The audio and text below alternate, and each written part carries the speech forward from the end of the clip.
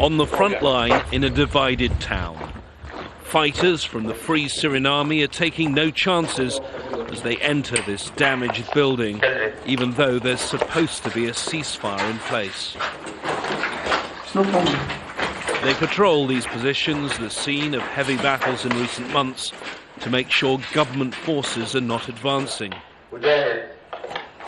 These men are all defectors, most served in a commando unit. They know how to fight, but they also know the enemy they can see in their sights, the army they once served, as tanks and artillery, and is much better equipped than they are. They don't expect the UN ceasefire to last much longer. Their section commander says they're using what time they have left to strengthen their hand.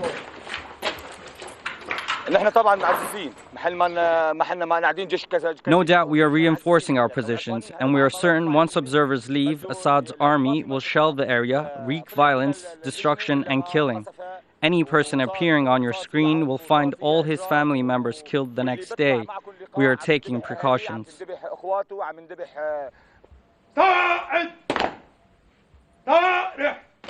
There are two separate brigades of opposition forces in the town. One group is the ex-regime commandos. The other, the al-Farouk brigade, includes many more civilian volunteers.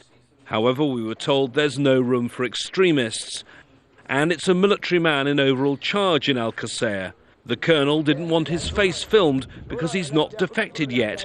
The Assad government still thinks he's on their side. From this unique standpoint, he gave me his view of the current situation.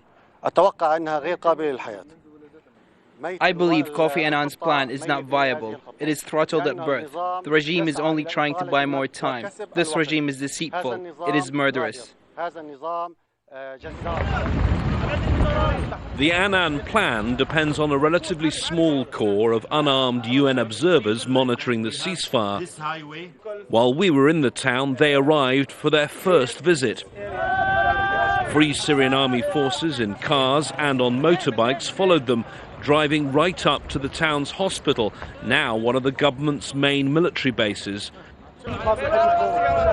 It was clear some of the fighters wanted to taunt and possibly provoke their enemy.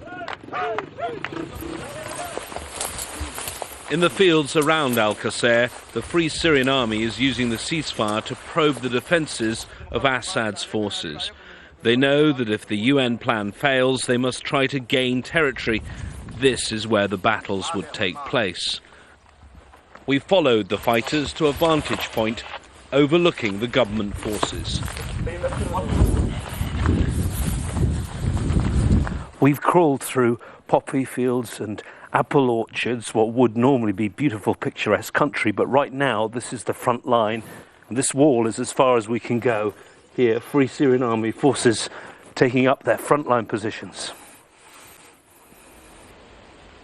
We were told the government have 8 checkpoints in the area equipped with tanks, artillery and mortars. It's clear the Free Syrian Army are hopelessly outgunned, but they say there's no way they'll give up now. They are preparing for a long, extremely hard fight ahead. James Bays, Al Jazeera, al-Qusayr, Syria.